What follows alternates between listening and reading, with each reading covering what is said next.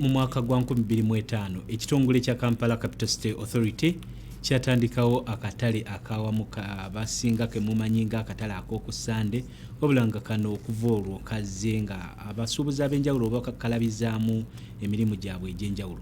Olwaliro abasasi baffe bawubyeko olubu lw'ekigere mu katale kano era nga abakulembeze ssaako n'abasuubuzi baliko okusoomozebwa kwe babategeezezza kwe basanga mu katale kano.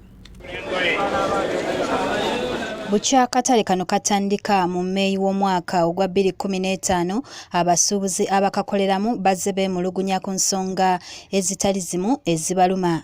Mu zino mwe mwali kaabuyonjo ezitabamala, emisolo emingi n'embeera endala omuli enkuba, akasana n'ebirala ebibataataaganya entakera. Kaabuyonjo zo tebayongererako dda.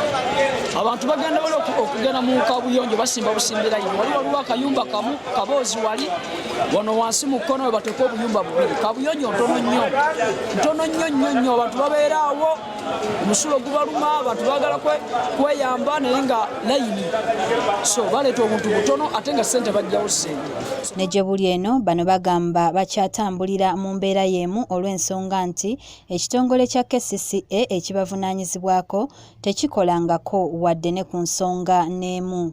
Abasuubuzi bano ku mulundi guno basinze kwekokkola bufunda bwa kifo kati bwe kiriko nga kino kiddiridde enkyukakyuka ez'enjawulo ezikoleddwa mu nguudo ezitali zimu ng'olwa Namirembe Road ssaako olwa Luwumu n'endala ate ze baabawa okukolerako omusimbiddwa ebimuli. Gikkakkanya so kati 2 pulogulaamu yakyuka bataddemu ebimuli basikala mu mwali kituufu nkulaakulana nnungi simbi.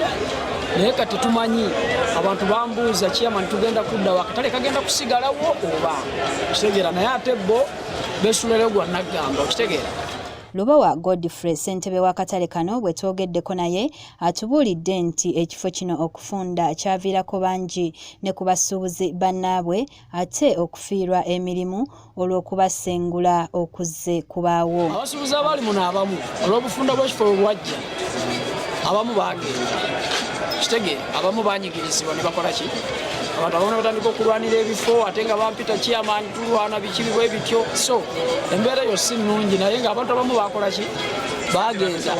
Abasuubuzi ab'enjawulo betuwayizzaamu nabo balaze obutali bumativu olw'obufunda bw'ekifo nga kuno bagasseeko nga bwe bakubibwa n'okuweebwa ebibonerezo nga beesemberezza mu bifo awagenda okusimbibwa ebimuli.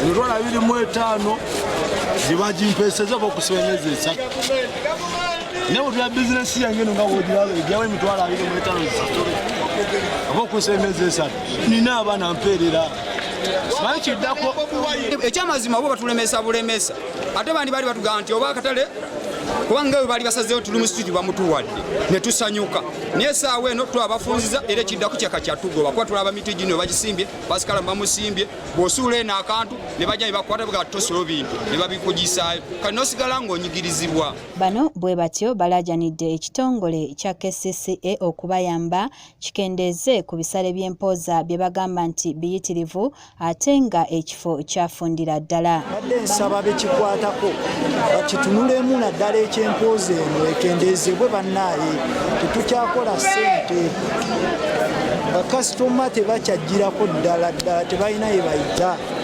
Tusaba nabo balumirirwe ku bantu baleme kweyagaliza bokka sente nnyingi omutwalo gumu mu 1000 sirabangako katale kabeera ku mutwalo gumu mu 1000. Bano era balinamu n'okutya nti ekiseera kyonna bandisengulwa okuva mu kifo kino. Ate bababuulire nabo bagenda okussa akatale kano kitegeere bali awo bo bakola mirimu enkulaakulana kituufu nnungi naye bakola emirimu naye twagala batubuulire ebbeeyi ekkeko wansi oba tubajje wano tubateeke wali kuba tuli mu nsi yaffe bannamaga atukolere Kenya tunakolera wano Uganda mutufunire ekifo ekigazi ekitumala tusobole okukoleramu naffe tusigale mu ggwanga tweyagala.